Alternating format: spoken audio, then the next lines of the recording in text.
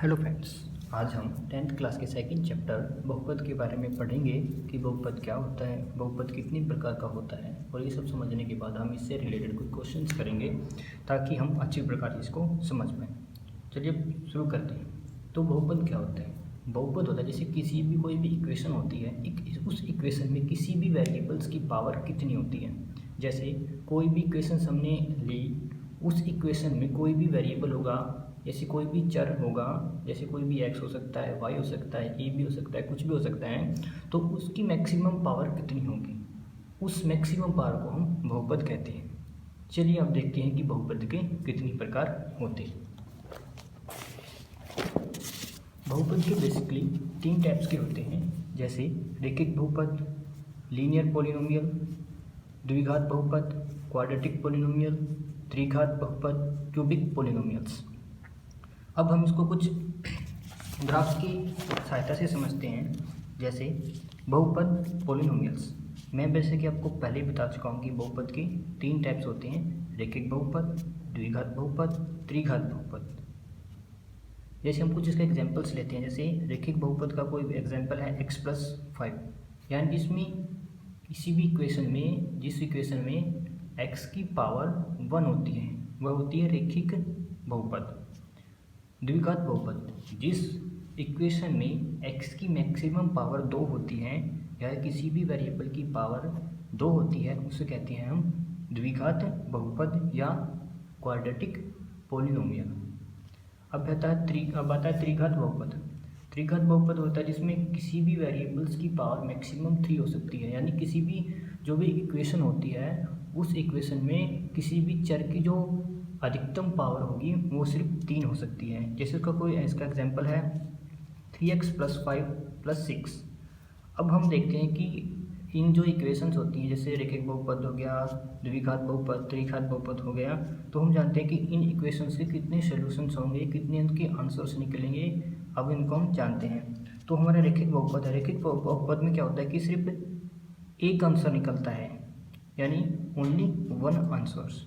द्विघात बहुपद में होता है, द्विघात बहुपद में जो x की वेरिएबल, मतलब किसी भी वेरिएबल्स की जो पावर होती है वो मैक्सिमम 2 होती है, तो जितनी भी पावर होती है उतने ही उसके आंसर निकलते हैं। तो द्विघात बहुपद में किसी भी वेरिएबल्स की पावर 2 होती है, तो आंसर्स 2 निकलते हैं, तो 2 सॉल्यूशंस।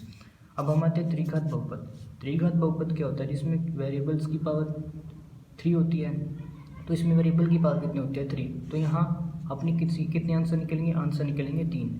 तो जितनी किसी भी वेरिएबल्स की पावर होगी उतने ही अपने आंसर्स निकलेंगे। अब हम इसके बारे में बुक से NCERT की बुक से पढ़ेंगे। 10th जो NCERT की बुक है उसके बारे में उसमें से पढ़ेंगे। चलिए शुरू करते हैं। तो ये है हमारी 10th क्लास की NCERT की बुक का सेकंड चैप्टर बहुपद। यह कुछ इसमें लिखा है कि बहुपद क्या होता है, जो मैंने आपको पहले बता चुका हूँ। रैखिक बहुपद, लीनियर पॉलिनोमियल, द्विघात बहुपद, क्वाड्रेटिक पॉलिनोमियल, त्रिघात बहुपद, क्यूबिक पॉलिनोमियल्स, जो मैं आपको पहले ही बता चुका हूँ। अब इसमें एक फॉर्मूला होता है, जो केवल द्विघात बहुपद और त्रिघात बहुपद में लगता है। जैसे द्विघात बहुपद होता है, जैसे किसी भी हमने कोई भी इक्वेशन ले, जैसे कि मैं आपको पहले बता चुका हूँ कि इसमें 2 टाइप के क्वेश्चन निकलते हैं कि शून्याङ्कों का योग ज्ञात कीजिए, शून्याङ्कों का गुणनफल ज्ञात कीजिए, यानी find the sum of zeros and find the product of zeros. जो हमारे पास शून्याङ्कों का योग होता है वो -b/a होता है, और शून्याङ्कों का गुणनफल होता है वो c/a होता है। अब हम इसके बारे में कुछ क्वेश्चंस करेंगे। चलिए NCERT बुक पे चलते हैं।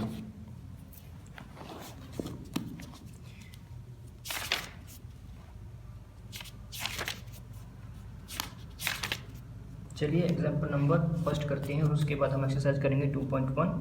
चलिए शुरू करते हैं। तो इसमें दिया गया है कि नीचे दी गई आकृति 2.9 में ग्राफों को देखिए। प्रत्येक आकृति y = px, जहाँ px एक बहुपद है, का ग्राफ है। ग्राफों से प्रत्येक के लिए px के शून्याङ्कों की संख्या ज्ञात कीजिए। तो हमें इसमें बताना है कि जो इक्वेशन है, जो ये लाइन आई है, ये लाइन कैसे आई है। ये लाइन एक इक्वेशन होती है। इक्वेशन में जब हम कुछ वैल्यूज़ रखते हैं तो उसमें 2 पॉइंट्स आते हैं, उन पॉइंटों से हम ये इक्वेशंस को बनाते हैं, इक्वेशन से ये लाइंस को बनाते हैं। तो हम इसके क्या करते हैं कि इसमें क्या पूछा कि शून्यकों की संख्या ज्ञात कीजिए। तो जो भी इक्वेशन है वो एक्स एक्सिस को जितनी बार टच करेगी उसके उतने ही शून्यक होंगे। जैसे फर्स्ट क्वेश्चन है हमारे पास, जैसे मैं आपको बता देता हूँ, ये हमारे एक्स एक्सिस होता है, ये अपना वाई एक्सिस होता है, ये फर्स्ट क्वाड्रेंट होता है, ये सेकंड क्वाड्रेंट होता है, ये थर्ड क्वाड्रेंट होता है, ये फोर्थ क्वाड्रेंट होता है। जैसे ये लाइन है, ये लाइन एक इक्वेशंस की है, यह इक्वेशन, ये लाइन एक्स एक्सिस को सिर्फ 1 टाइम टच करती है, यानी एक्स एक्सिस को सिर्फ एक बार टच करती है। तो इसके बहुपद मतलब इसका जो शून्यकों की संख्या सिर्फ केवल इसमें क्या है, 1 है। तो सेकंड क्वेश्चन में चलते हैं हम। सेकंड क्वेश्चन में जो इक्वेशंस की जो लाइन है, ये जो लाइन है ये जो एक्स एक्सिस को एक्सिस को 2 बार टच करती है, तो इसके कितने जीरोज़ होंगे, कितने शून्यक होंगे, इसके 2 शून्यक होंगे। अब क्वेश्चन थर्ड की जो लाइन है ये एक्स एक्सिस को 3 टाइम टच करती है, जैसे फर्स्ट, सेकंड और थर्ड। तो इसके जो जीरोज़ होंगे, जो इसके शून्यक होंगे, उनकी संख्या 3 होगी। अब फोर्थ क्वेश्चन पे चलते हैं। जो फोर्थ क्वेश्चन की इक्वेशंस की जो लाइन है वो एक्स एक्सिस को सिर्फ 1 टाइम टच करती है, एक बार टच करती है, तो इसके शून्यकों की संख्या 1 होगी। अब चलते हैं फिफ्थ क्वेश्चंस पर। फिफ्थ क्वेश्चन में जो इक्वेशंस की जो लाइन है, जो इक्वेशंस की जो रेखा है वो एक्स एक्सिस को सिर्फ एक बार टच करती है, तो इसके शून्यक कितने होंगे, 1 होंगे। अब क्वेश्चन 6 पे चलते हैं।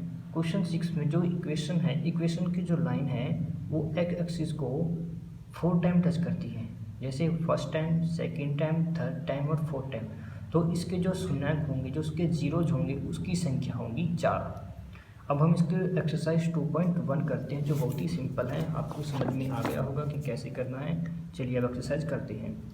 किसी बहुपद px के लिए y is equal to px का ग्राफ नीचे आकृति 2.10 में दिया है।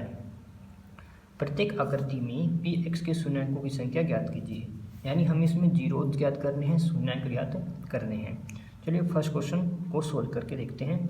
जो फर्स्ट क्वेश्चन है उसमें जो अपनी जो इक्वेशंस की जो लाइन है वो एक्स एक्सिस को टच नहीं करती है, तो इसके जो शून्यक होंगे, जो उसके जीरोज़ होंगे, इसके कोई जीरोज़ नहीं होगा, यानी इसमें जीरो शून्यकों की संख्या 0 होगी।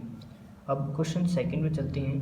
क्वेश्चन सेकंड जो इक्वेशन है, इक्वेशन की जो लाइन है, लाइन जो एक्स एक्सिस को 1 टाइम टच करती है, तो इसके शून्यकों की संख्या 1 होगी। अब क्वेश्चन नंबर 3 पे चलते हैं। क्वेश्चन नंबर 3 में जो इक्वेशन की जो लाइन है वो एक्स एक्सिस को 2 बार टच करती है, तो फर्स्ट टाइम यहाँ से और सेकंड टाइम यहाँ से, तो इसके जो जीरोज होंगे शून्यकों की संख्या 2 होगी। अब क्वेश्चन नंबर 4 पे चलते हैं। क्वेश्चन नंबर 4 पे इक्वेशन की जो लाइन है वो एक्स एक्सिस को 2 टाइम टच करती है, फर्स्ट टाइम यहाँ से और सेकंड टाइम यहाँ से।